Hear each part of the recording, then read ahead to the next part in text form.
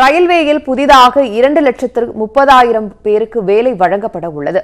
டெல்லியில் செய்தியாளர்களை சந்தித்த ரயில்வே அமைச்சர் பியூஷ் கோயல் இந்த தகவலை தெரிவித்துள்ளார். ரயில்வேயில் ஏற்கனவே 1,51,000 பணியிடங்கள் நிரப்பப்பட்டு வருகின்றன.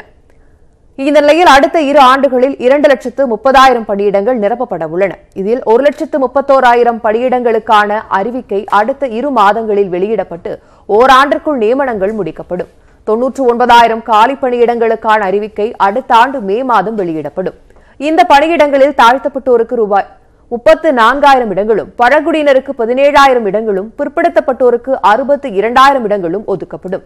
நலிந்த உயர்ஜாதியினருக்கு 10 விழுக்காடு இடஒதுக்கீட்டின் அடிப்படையில் முதல் முறையாக 23,000 பணியிடங்கள் ஒதுக்கப்படும் என்று ரயில்வே அமைச்சர் பியூஷ் கோயல் தெரிவித்துள்ளார். அடுத்தடுத்து லட்சக்கணக்கில் பணியிடங்களை நிரப்புவதால் மொத்தம் 4 லட்சம் பேர் ரயில்வேயில் வேலைவாய்ப்பு பெற உள்ளனர்.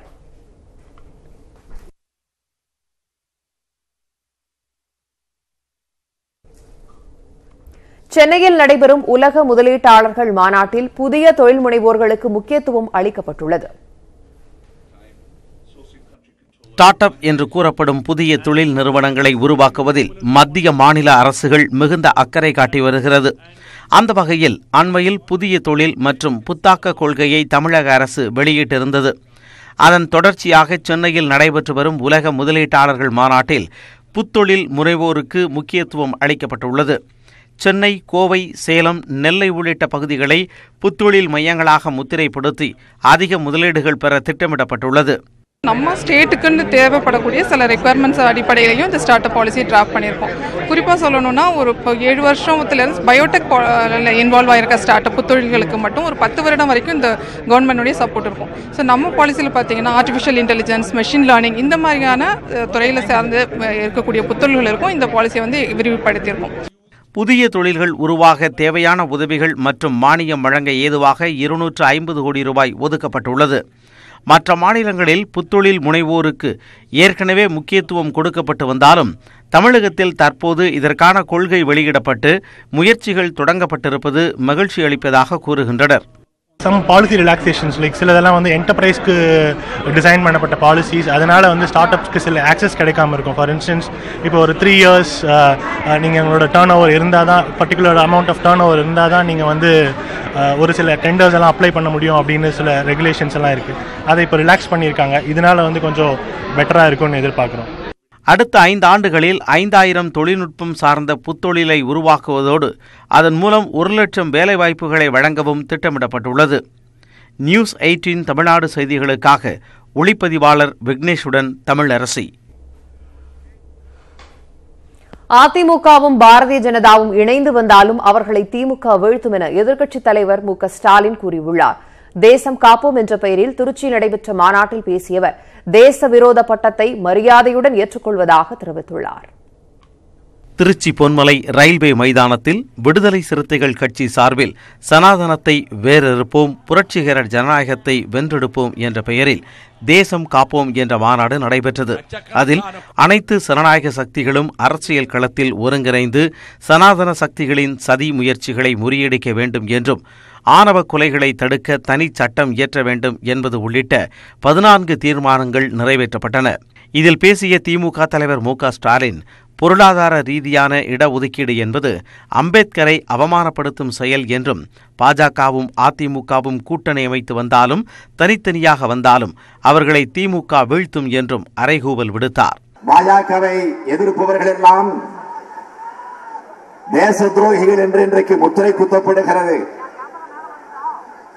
இந்த நாட்டில் ரொம்பவும் சீப்பான ரப்பர் ஸ்டாம்ப் எது என்று சொன்னால் தேச துரோகி என்கிற பட்டம் தான். பாஜகவை எதிர்க்கக்கூடியவர்கள் தேச துரோகி என்றால் அந்த பட்டத்தை நாங்கள் பெருமையோடு ஏற்றுக்கொள்கிறோம். அது மரியாதைக்குரிய பட்டமாக ஏற்றுக்கொள்ள நாங்கள் தயாராக இருக்கிறோம். அவரை தொடர்ந்து பேசிய விடுதலை சிறுத்தைகள் கட்சி தலைவர் திருமாவளவன், மது, போதை, சனாதனத்தை எதிர்க்கும் தேசம் காப்போம் மாநாடு மக்களவைத் தேர்தல் பரப்புரைக்கான முதல் கூட்டணி மாநாடு என்றும் திருமாவளவன் சூளுரைத்தார். மீண்டும் தப்பித்தவறி பாரதிய ஜனதா இந்த நாட்டை ஆளுகிற நிலைக்கு வந்தால், ஆட்சி அதிகாரத்தை கைப்பற்றினால் இந்த தேசத்தை எவராலும் காப்பாற்ற முடியாது. அவ்வளவு பெரும் தீங்கு சூழ்ந்திருக்கிறது. அதனால்தான் தமிழ்நாட்டிலும் கூட ஹெச் ராஜா போன்றவர்கள் எல்லாம் தந்தை பெரியாரையே விமர்சிக்கிற துணிச்சலை பெற்றிருக்கிறார்கள். மாநாட்டில் பேசிய தமிழக காங்கிரஸ் தலைவர் திருநாவுக்கரசர், தமிழகத்தின் அம்பேத்கரான திருமாவளவன் ஒரு குறிப்பிட்ட சாதிக்கோ மதத்திற்கோ எதிரானவர் இல்லை என்றார். இந்த மாநாட்டின் மூலமாக நாம் தருகிற செய்தி, மத்தியிலே ஆட்சி மாற்றம், மாநிலத்திலே ஆட்சி மாற்றம், மோடியின் மோசடி அரசு அகற்றப்பட வேண்டும்.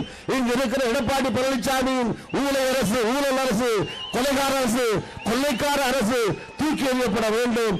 அந்த இரண்டு மாற்றங்களையும் கொண்டு வர மாற்றத்தை ஏற்படுத்துகிற மாநாடாக இந்த மாநாடு இங்கே அமைந்திருக்கிறது. நாடாளுமன்ற தேர்தலுக்கு பின் மத்தியில் அமையும் அரசு மாநில சுயாட்சியை உறுதி செய்யும் அரசாக அமையும் என்றும், பிரதமர் மோடியும் அவரது சகாக்களும் மீண்டும் ஆட்சிக்கு வர முடியாது என்றும் மதிமுக பொதுச் செயலாளர் வைகோ தெரிவித்தார். மாநில சுயாட்சியை பாதுகாத்து, சமூக நீதியை பாதுகாத்து, கொள்ளி வைக்க முனைந்திருக்கிறார்களே 10% என்று சமூக நீதிக்கு, அந்த கொள்ளிக்கட்டையை தூக்கி கொண்டு வந்த கூட்டத்தை வங்காள குடாக்களுக்குள்ளே தூக்கி எறிகிற வகையில் நாம் வெற்றி பெற வேண்டும். வாக்குச்சீட்டுகளை எங்களுக்கு தாருங்கள். We will save India. இந்தியாவை காப்போம். இந்த மாநாட்டில் புதுச்சேரி முதலமைச்சர் நாராயணசாமி, மார்க்சிஸ்ட் பொதுச் செயலாளர் சீதாராம் யெச்சூரி, மாநில செயலாளர் பாலகிருஷ்ணன், கம்யூனிஸ்ட் பொதுச் செயலாளர் சுதாகர் ரெட்டி, மாநில செயலாளர் முத்தரசன், திராவிடர் கழக தலைவர் கி வீரமணி உள்ளிட்ட பலர் கலந்து கொண்டு உரையாற்றினர். ஸ்டெர்லைட் ஆலையை திறப்பதற்கான அனுமதியை புதுப்பிக்க இரண்டாம் முறையாக மாசு கட்டுப்பாட்டு வாரியம் மறுத்துள்ளது. ஆலையை மூடுவதற்கான தமிழக அரசின் அரசாணையை தேசிய பசுமை தீர்ப்பாயம் டிசம்பர் 15ஆம் தேதி ரத்து செய்தது. 20க்கும் மேற்பட்ட நிபந்தனைகளோடு ஸ்டெர்லைட் ஆலை செயல்படவும் அனுமதித்தது. அதனைத் தொடர்ந்து டிசம்பர் 19இல் வேதாந்தா நிறுவனம் ஆலையை திறக்க அனுமதி கோரிய நிலையில் அதை ஜனவரி 1ஆம் தேதி மாசு கட்டுப்பாட்டு வாரியம் நிராகரித்தது. தேசிய பசுமை தீர்ப்பாயத்தின் உத்தரவுக்கு மத்திய அரசு தடை விதிக்க மறுத்ததால் ஜனவரி 10இல் ஆலையை திறக்க அனுமதி கோரி வேதாந்தா நிறுவனம் மீண்டும் விண்ணப்பம் அனுப்பியது. அதே நேரத்தில் ஆலையை திறக்க அனுமதி வழங்க மாசு கட்டுப்பாட்டு வாரியத்திற்கு உத்தரவிடுமாறு வேதாந்தா நிறுவனம் உச்சநீதிமன்றத்தில் வழக்கு தொடுத்தது. அதன் மீதான விசாரணை இன்று நடைபெறவுள்ள நிலையில் ஆலையை திறக்க அனுமதி தர மாசு கட்டுப்பாட்டு வாரியம் மீண்டும் மறுப்பு தெரிவித்துள்ளது. ஆலை செயல்படுவதற்கான அனுமதியை புதுப்பிக்க வேண்டுமானால் பசுமை தீர்ப்பாய உத்தரவில் கூறப்பட்ட நிபந்தனைகளை நிறைவேற்றியதற்கான ஆதாரங்களை சமர்ப்பிக்க வேண்டும் என மாசு கட்டுப்பாட்டு வாரியம் தெரிவித்துள்ளது.